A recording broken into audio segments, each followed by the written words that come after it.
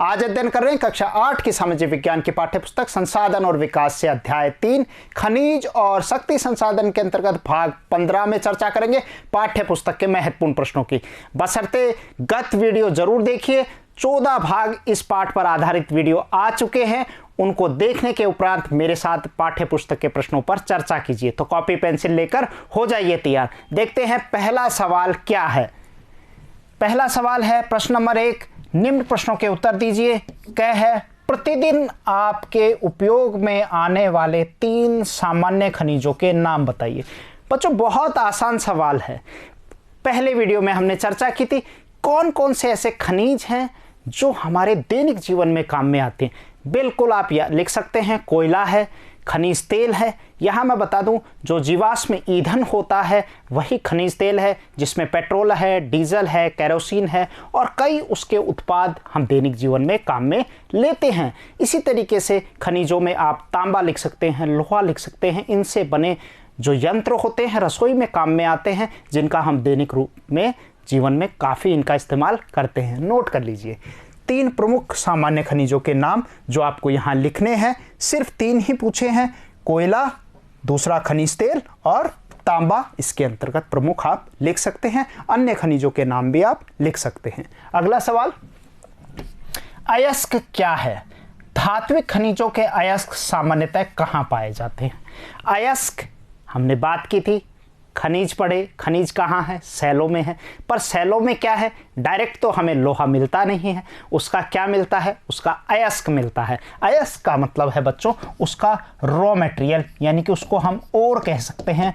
अयस्क होता है उसका कच्चा रूप होता है। हमने बात की थी जैसे लोहा है उसके अयस्क होते हैं, हेमेटाइट है, मैग्नेटाइट है, लिमोनाइट है, सिडराइट है। इसी भांति हमने कोयले की चर्चा की थी जब बात की थी कोयले के जो अयस्क हैं एंथ्रासाइट है, बिटुमिनस है, लिग्नाइट है, पिट है।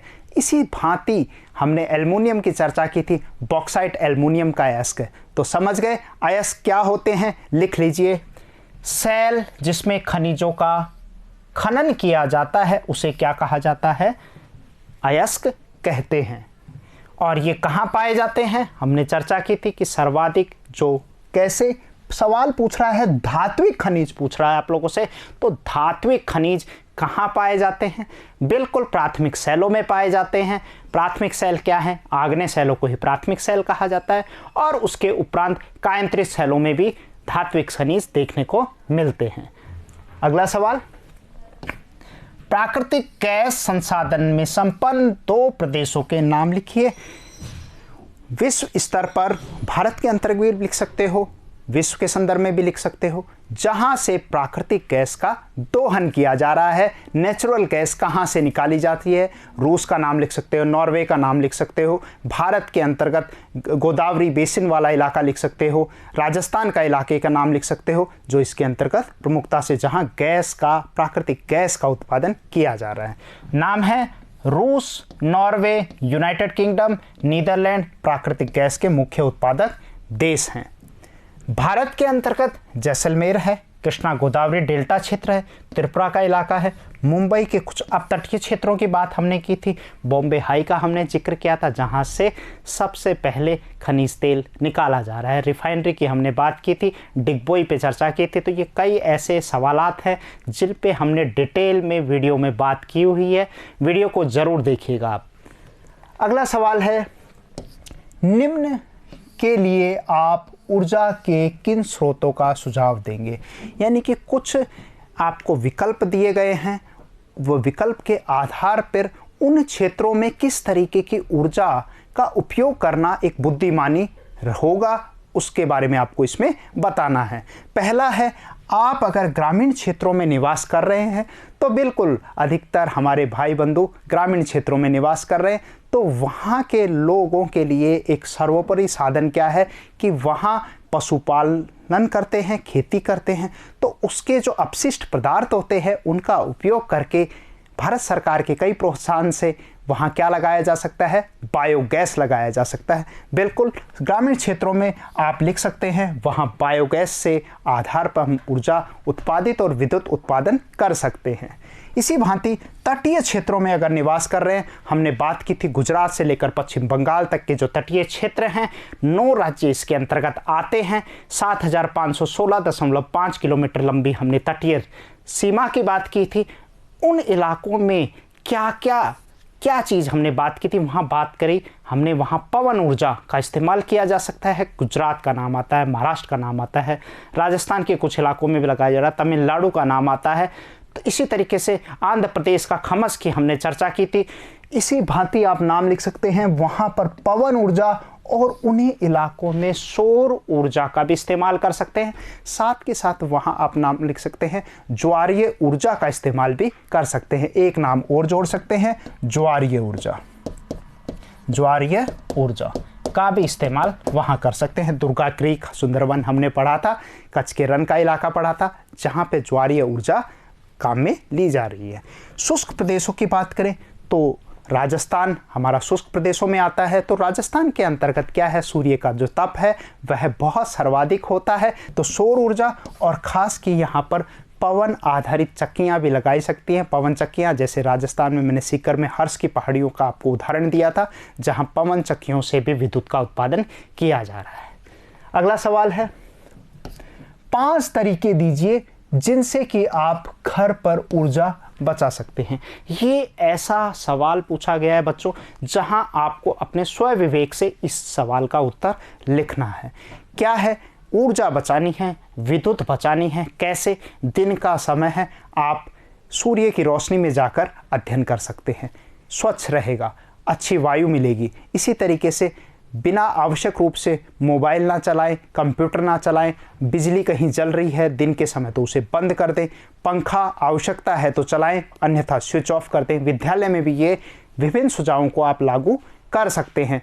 खास की खास आपने देखा है ग्रामीण क्षेत्रों में हम जो गैर परंपरागत ऊर्जा के स्रोत हैं उनकी तरफ अग्रसर हो रहे हैं, जैसे सौर ऊर्जा, पवन ऊर्जा, भूतापीय ऊर्जा, ज्वारीय ऊर्जा, ऐसे स्रोत हैं। तो आसानी से वहाँ सौर ऊर्जा आधारित संयंत्र स्थापित किए जा सकते हैं। कई ऐसे तरीके हैं जिनके माध्यम से आप विद्युत ऊर्जा का संचय, बचाव कर सकते हैं। साथ के साथ आपने देखा है बल्ब, वो एडिसन का जो बल्ब है, उस बल्ब की जगह हम एलईडी या सीएफएल बल्ब का इस्तेमाल भी कर सकते हैं। आपने विद्यालय में देखा होगा एलईडी या सीएफएल बल्ब लगे हुए हैं। नोट कर लीजिए, बिजली की आवश्यकता न होने पर क्या कर दें? सामान्य सी बात है, स्विच ऑफ कर दें। साधारण बल्ब की जगह, यानी कि जो एडिसन वाला बल्ब था उसकी जगह सीएफएल का इस्तेमाल करें। इसी तरीके से या फिर एलईडी का इस्तेमाल आप कर सकते हैं, इस्तेमाल करें। घर पर मनोरंजन के साधन जैसे टीवी, रेडियो, कंप्यूटर का उपयोग न होने पर उन्हें क्या कर दें? स्विच ऑफ रखें। तो ये कुछ खास बातें हैं। इन्हीं बिंदुओं में अगला बिंदु लिख लीजिए, दिन के समय अध्ययन के लिए सूर्य के प्रकाश का इस्तेमाल करें। इसी तरीके से घर पर सौर ऊर्जा आधारित यंत्रों के प्रयोग को क्या दे? बढ़ावा दे सकते हैं। तो ये 5 ऐसे महत्वपूर्ण तरीके हैं जिनसे आप ऊर्जा की बचत कर सकते हैं। बाकी हमने पाठ के अंतर्गत पढ़ा है, रिड्यूस है, रीयूज है और रीसाइकिल तकनीक का इस्तेमाल करके भी हम जो प्राकृतिक संसाधन हैं उनका संरक्षण कर सकते हैं। अगला सवाल, बड़े आसान सवाल आ गए हैं, सही का उत्तर पे चयन करना है आपको, बहुत आसान है। जिन्होंने वीडियो को डिटेल में देखा है वो बच्चे इसको चुटकियों में हल कर पाएंगे। पहला सवाल आप लोगों के लिए है, निम्नलिखित में से कौन सी एक खनिज की विशेषता नहीं है? ये नहीं वाले सवाल बड़े रोचक होते हैं, परीक्षाओं में भी आ जाते हैं। नहीं पे हमें विशेष ध्यान देखना है, नहीं है उसको चयन करना है, यानी कि खनिजों की विशेषता नहीं है। पहला है, वे प्राकृतिक प्रक्रियाओं द्वारा निर्मित होते हैं, प्रकृति से ही होते हैं, बिल्कुल सही बात है। उनका एक निश्चित रासायनिक संगठन होता है, खनिजों का निश्चित रासायनिक संगठन हमने पढ़ा है, उसकी परिभाषा में होता है। वे असमाप्य होते हैं, असमाप्य होते हैं। समाप्य एक शब्द है, समाप्त होने वाले, और एक असमाप्त होने वाले। तो खनिज तो ऐसे स्रोत हैं, गैर हमने परंपरागत ऊर्जा के स्रोतों में पढ़ा है कि वह कैसे हैं? समाप्य होते हैं।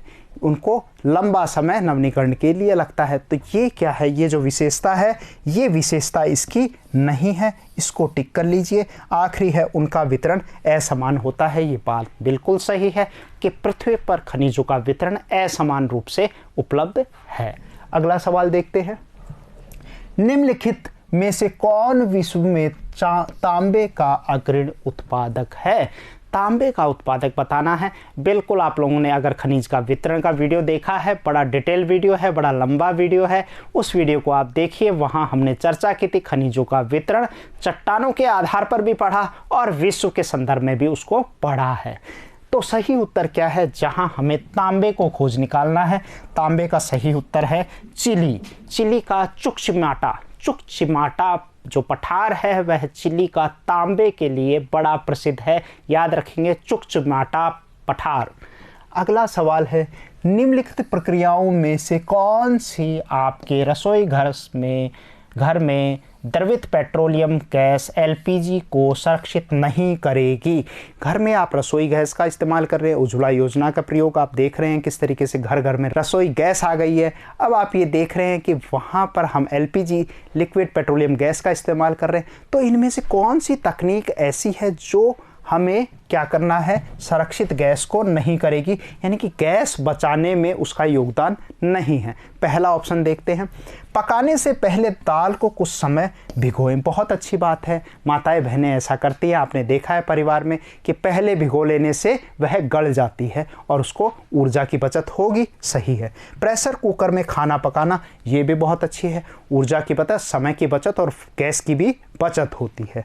पकाने के लिए गैस जलाने से पूर्व सब्जी को काट लेना चाहिए, बहुत अच्छी बात है, समय बच जाता है क्योंकि गैस जलता रहेगा और आप सब्जी काटेंगे तो गैस वेस्टेज होगा, तो ये भी सही है। खुली कढ़ाई में कम ज्वाला पर भोजन पकाना, तो ये बिल्कुल से संरक्षित नहीं कर रहा है। खुली कढ़ाई में आप कढ़ाई में अगर खाना बनाएंगे तो वह पकने में भी ज़्यादा समय लगा, इसके बनिस्पत हम कुकर का इस्तेमाल, प्रेशर कुकर का इस्तेमाल कर सकते हैं, तो ये इसका संरक्षित नहीं करेगा। 4 नंबर सही उत्तर है। अगला सवाल देखते हैं, कारण बताइए। कारण हमें बताना है। ये बड़े रोचक सवाल होते हैं, जिन बच्चों ने डिटेल में हर चीज़ को पढ़ा है वही सोच विचार करके इनका जवाब देते हैं। पहला है, बड़े बांधों के निर्माण के पूर्व पर्यावरणीय पहलुओं को ध्यानपूर्वक देखना चाहिए। जितने भी भारत में, विश्व में बहुउद्देशीय परियोजनाओं के अंतर्गत जितने बात बनाए गए हैं, सन 1948 से डीवीसी दामोदर वैली कॉरपोरेशन के साथ साथ भाखड़ा नांगल परियोजना है, रिहंद है, टिहरी गढ़वाल है, नागार्जुन सागर है, कई ऐसी परियोजनाएं हैं जो बहुउद्देशीय के रूप में बनाई गई हैं। तो किन बातों का ध्यान रखा गया? सबसे पहले वहाँ पर जैव विविधता क्या होती है, खतरे में आ जाती है, उसको हमें क्या करना पड़ता है। लोगों को तो हम विस्थापित कर देते हैं, वहाँ से जो गांव वगैरह आते हैं उन्हें तो खाली करके दूसरी जगह ले, पर आप ये सोचिए वहाँ जो जीव जंतु हैं क्या वो विस्थापित हो पाते हैं? उनके निवास स्थान, जो स्थायी निवास स्थान जिन्हें हैबिटाट्स कहा जाता है, वह नष्ट हो जाते हैं। तो ये एक बहुत बड़ा खतरा है। साथ ही साथ ऐसे स्थानों पर, पहाड़ी इलाकों में जहाँ बांध बनाए जा रहे हैं, वहाँ भूकंप के आधार पर वह इलाका यह चयन करना चाहिए कि वह भूकंप के क्षेत्र में तो नहीं आता है, जैसे कि अपवाद हमें देखने को मिल रहे हैं। टिहरी गढ़वाल जो बांध है सबसे ऊंचा बांध है, जो कि भूकंप के 6.7 पैमाने वाले क्षेत्र में आता है। तो नोट कर लीजिए, जैव विविधता का हमें क्या करना है, संरक्षण करना है और भूकंप संभावित क्षेत्रों का आकलन करना है। क्या? बांध के निर्माण से पूर्व। ये कुछ ऐसी दशाएं हैं जिनका हमें ध्यान देना चाहिए। अगला पॉइंट है, अधिकांश उद्योग कोयला खानों के पास केंद्रित होते हैं। जितना भी आप देखें, आप टाटा आयरन स्टील, टिस्को की बात करें, टिस्को की बात करें 1907 में साक्षी, जो वर्तमान में जमशेदपुर के नाम से जाना जाता है, टाटा आयरन स्टील कंपनी है, जमशेदपुर में लगाई गई, झारखंड में अवस्थित है। तो ऐसे स्थानों पर जब ये संयंत्र लगाए गए तो सबसे पहले उद्योगपति जो होते हैं उनका ध्यान ये होता है कि जो भी उत्पाद बनाया जाए उसकी परिवहन लागत, अगर परिवहन लागत ज़्यादा आएगी तो वह ज़्यादा कीमत का बनेगा, तो लोगों तक पहुंच नहीं पाएगा, लोग खरीदेंगे नहीं। तो उसकी कीमत कम रखने के लिए कोशिश ये होती है कि ऐसी जगह, खासकर लौह इस्पात जैसे कारखानों को या बड़े उद्योग धंधे जहाँ कच्चे माल के रूप में कोयले का इस्तेमाल होता है, कोयले का इस्तेमाल होता है ऊर्जा के लिए। तो ऐसे स्थानों पर आप क्या किया जाता है, जहां कोयला प्राप्त हो रहा है, रानीगंज है, बोकारो है, झरिया है, ऐसे इलाकों पर ही वहीं पर उन संयंत्रों को स्थापित किया गया है जिससे बचाव ऊर्जा का किया जा सके। पहला है परिवहन लागत को कम किया जा सके। मुख्य ऊर्जा के स्रोत होते हैं, क्योंकि कोयला ही एक मुख्य ऊर्जा का स्रोत। अब तो कई गैर परंपरागत ऊर्जा के स्रोत खोज लिए हैं, परंतु खासकर भट्टियों को चलाने में, फर्नेस को चलाने में कोयले का ही परंपरागत रूप से इस्तेमाल लिया जा रहा है। अगला सवाल देखते हैं। पेट्रोलियम को काला सोना कहा जाता है, ब्लैक गोल्ड कहते हैं, हमने बात की थी। बिल्कुल सोने की तरह मूल्यवान है, बड़ा दुर्लभ है, इसके जो स्रोत हैं वह भी सीमित हैं, इसलिए इसको क्या कहा जाता है, काला सोना कहा जाता है। वर्तमान दर जो बढ़ रही है पेट्रोल की, वह आपको पता है कितनी तेज़ी से बढ़ रहा है और कहाँ तक पहुँच चुका है। नोट कीजिए, पेट्रोलियम को काला सोना कहा जाता है क्योंकि ये बहुत मूल्यवान है। इससे बनने वाले निम्न उत्पाद होते हैं, जैसे डीजल है, पेट्रोल है, मिट्टी का तेल है, मोम है, प्लास्टिक है और स्नेहक तैयार किए जाते हैं। स्नेहक का मतलब होता है ग्रीस तैयार किए जाते हैं। तो इनके उत्पाद भी बड़े महंगे मिलते हैं, इसलिए कोयले को क्या कहा जाता है, काला सोना कहा जाता है। अगला सवाल, आखनन पर्यावरणीय चिंता का विषय हो सकता है। आखनन का मतलब है माइनिंग जो है वह एक ख़ास बात है। माइनिंग के अंतर्गत आप एक्सकवेशन करते हैं, अंदर कुएं वगैरह खोदते हैं, खुले इलाके में भी करते हैं। 3 कूप की खनन है, हमने अलग अलग तरीके से उसको पढ़ा। तो आखनन जो करते हैं वह किस तरीके से पर्यावरण की चिंता का विषय है, हमने पहले पढ़ा। किस तरीके से जैसे बांधों को बनाया जाता है वो एक विचारणीय चिंता का विषय है। तो आखनन जिन इलाकों पर हो रहा है वहाँ पर भी जैव विविधता नष्ट हो रही है, लोगों को विस्थापित होना पड़ रहा है, ध्वनि प्रदूषण हो रहा है, वायु प्रदूषण हो रहा है और कई सारी वहाँ पर ऐसी बीमारियां जो श्वास संबंधी हैं वह रोग वहाँ पर हो रहे हैं। फ्लोराइसिस जैसे, फ्लोराइड जैसे समस्याएं हैं, ऐसे कई समस्याएं वहाँ पर देखने को मिल रही हैं। नोट कर लीजिए, आखनन के परिणाम स्वरूप अत्यधिक वनों का निर्वनीकरण हो रहा है। जिन इलाकों में माइनिंग हो रही है उससे पहले अगर वहाँ जंगलात थे, उन जंगलों का सफाया कर दिया गया है। जैव विविधता के लिए खतरा है। वायु और ध्वनि प्रदूषण की समस्या हो रही है। मानव की बढ़ती आवश्यकता के परिणाम स्वरूप आखनन की प्रक्रिया अत्यधिक तीव्रता से की जा रही है। उसकी तुलना में खनिजों की उपलब्धता बच्चों क्या है, सीमित है, क्योंकि ये जो खनिज है ये है आंकलित है। आने वाले समय में अगर इनका बुद्धिमत्तापूर्ण सतत पोषणीय विकास के माध्यम से संरक्षण नहीं किया गया तो ये क्या हो जाएंगे, समाप्त हो जाएंगे। अगला सवाल देखते हैं। निम्नलिखित में अंतर स्पष्ट कीजिए। हमें डिफ्रेंशिएट करना है। अंतर वाले सवाल भी बड़े अच्छे होते हैं। अगर आपने सभी पॉइंटों को लिखा है तो आपको पूरे के पूरे अंक जरूर मिलते हैं। बड़े रोचक है। पहला सवाल है परंपरागत और गैर परंपरागत ऊर्जा के स्रोत। हमने इस पे एक खास अलग अलग चरणों में वीडियो बनाए हैं आप लोगों के लिए, क्योंकि पाठ बड़ा डिटेल में था, इसलिए सहूलियत के लिए, आपकी समझ के लिए इसके 14 भाग तैयार किए गए हैं। आपको ज़रूर पसंद आएंगे। तो आप जब परंपरागत ऊर्जा के स्रोतों को पढ़ते हैं, हमने परिभाषित किया था कि परंपरागत ऊर्जा के स्रोत जो लंबे समय से, परंपराओं से लंबे समय से प्रयोग में लिए जा रहे हैं, उन्हें परंपरागत ऊर्जा के स्रोत कहते हैं। इसी के अंदर जीवाश्म ईंधन आते हैं, कोयला है, पेट्रोल है। जो जीवाश्म ईंधन विशेष रूप से कोयला, पेट्रोल, खनिज तेल इसके अंतर्गत सम्मिलित किए जाते हैं। और ये कैसे हैं, इनके जो स्रोत हैं वह सीमित हैं और आने वाले आंकलित हैं। आने वाले समय में अगर बुद्धिमत्ता से प्रयोग नहीं किया तो समाप्त होने के कगार में हैं। प्रदूषण भी बहुत करते हैं और पर बहुतायत में ऊर्जा का उत्पादन इन्हीं से हो रहा है। पर गैर परंपरागत के अंतर्गत हमने चर्चा की थी ऐसे, क्योंकि ये क्या कर रहे हैं, प्रदूषण कर रहे हैं। अब इनके एवज में दूसरे स्रोतों की खोजबीन हो गई। वह क्या है, गैर परंपरागत में सौर ऊर्जा है, पवन ऊर्जा है, भूतापीय ऊर्जा है, ज्वारीय ऊर्जा है। ऐसे अक्षय ऊर्जा के स्रोत हैं जिनके स्रोत अनंत हैं, जिन पे मानव का प्रभाव बिल्कुल नहीं देखने को मिलता है, परंतु इसमें उच्च तकनीक की आवश्यकता होती है। तो नोट कर लीजिए, ये आपके लिए तैयार किया है, बिल्कुल आसानी से आप इसको लिख लीजिए। क्या क्या है, ऊर्जा के परंपरागत स्रोत वे हैं जो लंबे समय से सामान्य उपयोग में लाए जा रहे हैं। हमने बात की बड़े लंबे समय से, इसलिए इसको क्या कहा जाता है, परंपरा से। याद रखिए, परंपरा लंबे समय से चलती है इस तरीके से। इसकी तुलना में गैर परंपरागत क्या हैं? गैर परंपरागत स्रोत जैसे सौर ऊर्जा, पवन ऊर्जा, ज्वारीय ऊर्जा जो नवीकरणीय है, मतलब ये जहां प्रदूषण कर रहे हैं ये प्रदूषण नहीं करते। तो एक नई खोजबीन के तहत गैर परंपरागत ऊर्जा के स्रोतों का चयन किया गया।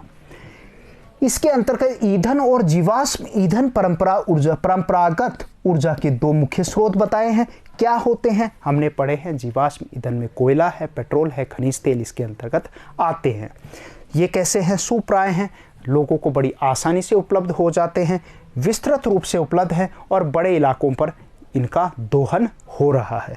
बहुसंख्यक लोगों को ऊर्जा प्रदान करते हैं। हमने बात किया था कितने ज़्यादा संयंत्र हैं, जेम्स वाट के स्टीम इंजन से देखें, भट्टियों में देखें, लौह इस्पात कारखानों में देखें, घरों में देखें, तो ये ज़्यादातर क्या है, अधिकतर लोगों के द्वारा इनका उपयोग किया जाता है, जन सामान्य तक की पहुँच तक उपलब्ध है ये परंपरागत ऊर्जा के स्रोत। गैर परंपरागत के ऊर्जा हमने नाम पढ़ लिए, सौर ऊर्जा, पवन ऊर्जा, ज्वारीय ऊर्जा। ये कैसे हैं बच्चों? ये नवीकरणीय है। यहाँ इनको नवीकरणीय होने में समय लगता है, हजारों वर्षों का समय। कोयला निर्माण, पेट्रोल के निर्माण, खनिज जो तेल है, पेट्रोलियम गैस है, इनके निर्माण में हजारों वर्षों का समय लगता है और मानव की मात्र उम्र 100 वर्ष है। तो कई पीढ़ियों का इसमें समय लगता है, जहाँ इन स्रोतों के ऊपर कोई भी मानवीय प्रभाव देखने को नहीं मिलता है। जीवाश्म ईंधनों के बढ़ते उपयोग से ऊर्जा के परंपरागत स्रोतों का अभाव उत्पन्न हो गया। इसलिए बच्चों हमने क्या किया, गैर परंपरागत ऊर्जा के स्रोतों की खोज कर ली। ये असमाप्य हैं, प्रदूषण मुक्त हैं और पर्यावरण के क्या हैं, हितैषी है, पर्यावरण के दोस्त हैं। अगला सवाल देखते हैं। बायोगैस और प्राकृतिक गैस, इन दोनों के ऊपर एक सेपरेट वीडियो हमने, वीडियो नंबर 14 जो है 14, वो बायोगैस के ऊपर और उससे पहले प्राकृतिक गैस के ऊपर हमने डिटेल में, जब हम परंपरागत ऊर्जा के स्रोत बात कर रहे थे उसमें प्राकृतिक गैस के बारे में हमने बात की। तो बायोगैस क्या है? हमने बात की थी ग्रामीण क्षेत्रों में जो अपशिष्ट पदार्थ है, जीव जंतुओं के हैं, गाय से गोबर मिल रहा है, पशुओं से, उस गोबर का, उसके मलमूत्र का और जो फसलों का नष्ट उत्पाद होता है उसको एक भट्टी में डालकर कुछ समय रखा जाता है, उसमें थोड़ा पानी डाला जाता है, कुछ समय बाद वहाँ मीथेन 60% और 40% कार्बन डाइऑक्साइड उसमें उत्पन्न हो जाती है और मीथेन ज्वलनशील गैस होती है और इस तरीके से वह ऊर्जा और विद्युत बनाने का एक सुप्राय साधन है ग्रामीण क्षेत्र में। और कैसा है? प्रदूषण मुक्त है और इको फ्रेंडली भी है। इसी भांति प्राकृतिक गैस की बात की थी। प्राकृतिक गैस किसके अंतर्गत आता है बच्चों? ये परंपरागत ऊर्जा के स्रोतों में आता है, जहां खनिज तेल निकलता है उसके साथ ही क्या है, गैस भी हल्की होती है, वह ऊपर उसके साथ ही निकलती है। पर ये कैसा है? ये प्रदूषण करता है, ये प्रदूषण नहीं करता है। नोट कर लीजिए, बायोगैस ऊर्जा के गैर परंपरागत स्रोतों में आता है और प्राकृतिक गैस आप कहाँ पढ़ते हैं इसको? परंपरागत ऊर्जा के स्रोतों में इसका अध्ययन करते हैं। कैसा है बायोगैस? कम लागत का है, उपयोग में बड़ा आसान है। एक बार खाली संयंत्र को लगाने में जो खर्चा आता है उसके बाद फायदा ही फायदा है। नए ईंधन का अन्वेषण आसान नहीं है, खोजबीन लंबे इलाकों में की जाती है, बड़ा समय लगता है, बड़ा इसमें धन खर्च होता है। जैव व्यर्थ का उपयोग है, यानी कि जो बायो वेस्ट होता है उस बायो वेस्ट का इसमें क्या किया जाता है बच्चों? इस्तेमाल किया जाता है। इसकी तुलना में ये कैसा है? ये प्रदूषण का स्रोत है, पर बायोगैस प्रदूषण का स्रोत नहीं है। प्रदूषण मुक्त है, दोहन में अत्यधिक लागत पैसा लगता है, ये पर्यावरण हितैषी है, बायोगैस नवीकरणीय है। गैस रिसाव की एक समस्या प्राकृतिक गैस में देखने को मिलती है। अगर रिसाव हो गया तो वह लोगों की जान माल का हानि वहाँ हो जाती है। कई ऐसी मानवकृत आपदाएं देखने को मिलती हैं। जैविक खाद और विद्युत का उत्पादन होता है। हमने पढ़ा बायोगैस से ऊर्जा भी मिल रही है, वहीं से फसलों के लिए खाद भी तैयार हो रहा है और वहाँ खाद डालने से लहलहाते खेत हैं, खेत से चारा है, चारे को पशु खाते हैं, पशु से फिर गोबर, गोबर से फिर बायोगैस। एक चक्र बना हुआ है, बायोगैस का एक चक्र है। ठीक है, इसी तरीके से जो प्राकृतिक गैस है ये कैसा है? अनवीकरणीय संसाधन है, बड़ा लंबा हजारों वर्षों का समय इसमें लगता है। अगला सवाल देखते हैं, लौह और अलोह यानी कि मेटेलिक या नॉन मेटेलिक कर सकते हैं, यानी कि लोहा यानी कि जिसमें बच्चों लोहे की प्रधानता देखने को मिलेगी।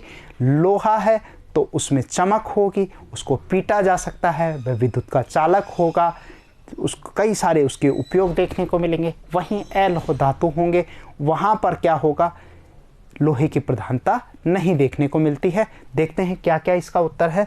लोहा खनिज लोहे की प्रधानता होती है, अलोह खनिजों में लोहे का क्या पाया जाता है, अभाव पाया। बड़ा आसान है, एक में लोहा एक में लोहा नहीं है तो उसको अलोह कह देंगे। उदाहरण लिख दीजिए, लोहा अयस्क है, मैंगनीज है, क्रोमाइट, इसके उदाहरण लिख दीजिए। वहीं अलोह में सोना है, इसी सोना है, चांदी है और तांबा, सीसा आदि इसके उदाहरण हैं। अगला सवाल देखते हैं, धात्विक और अधात्विक, यानी कि धातु आधारित कौन कौन से हैं उस पे देखेंगे, यानी कि धातु की मौजूदगी है और अधात्विक में धातु नहीं है। अब धातु जहाँ मिलेगी वह कैसा होगा, कठोर होगा। अधात्विक में कठोर नहीं होगा, आसानी से पीटा जा सकता है, उसको तोड़ा जा सकता है, तो उसके बारे में अध्ययन करेंगे। खासकर अधात्विक खनिज, जो धात्विक खनिज जहाँ पर उद्योगों के आधारभूत प्रोत्साहन उनको देते हैं, उसी तरीके से अधात्विक खनिजों में विशेष रूप से जीवाश्म ईंधन और भवन निर्माण सामग्री शामिल की जाती है। नोट कीजिए, धात्विक खनिज कैसे होते हैं, कच्चे रूप में प्राप्त होते हैं। हमने पढ़ा, अयस्क पढ़ा, लोहा अयस्क पढ़ा, कोयले के अयस्क पढ़े, ये सब इसके अंतर्गत कच्चे रूप में प्राप्त होते हैं। कठोर पदार्थ होते हैं, ऊष्मा और विद्युत के क्या होते हैं, सुचालक होते हैं। इसी बात ही इसके उदाहरण लोहा अयस्क, मैंगनीज और क्रोमाइट धात्विक खनिजों के हैं, इसमें लोहे की प्रधानता होती है विशेष रूप से। धात्विक खनिजों में लोह और अलोह दोनों तरीके के शामिल कर सकते हैं हम। अभी हमने अलोह को पढ़ा जिसमें आप सोना है, सिल्वर है, तांबा है, जिप्सम है, इन सबको शामिल किया गया है। इसी बात ही अधात्विक खनिजों में इनमें धातुएं नहीं होती है। बच्चों हमेशा ये याद रखो, लग गया यानी कि उसमें धातु नहीं है। एक तो सही लिख दीजिए बिल्कुल, फिर उदाहरण लिख दीजिए। उदाहरण क्या है, चूना पत्थर है, बलुआ पत्थर लिख दो, अब्रक लिख दो, जिप्सम लिख दो, ठीक है। कई ऐसे उत्पाद हैं जो इस पर आधारित, अधात्विक खनिजों पर आधारित होते हैं। ये ऊष्मा और विद्युत के क्या होते हैं, कुचालक होते हैं। इनमें खनिज ईंधन विशेष रूप से कोयला है, पेट्रोल है और भवन निर्माण सामग्री आपने देखा है, सीमेंट का निर्माण होता है। चूना पत्थर इस्तेमाल में लिया जाता है, डोलोमाइट इस्तेमाल में लिया जाता है, मैंगनीज का इस्तेमाल में लिया जाता है। तो इस तरीके से सीमेंट है और इससे बनने वाले पत्थर हैं, वह भी भवन निर्माण में काम में लिए जाते हैं। तो आज के लिए इतना ही। नमस्कार, जय हिंद।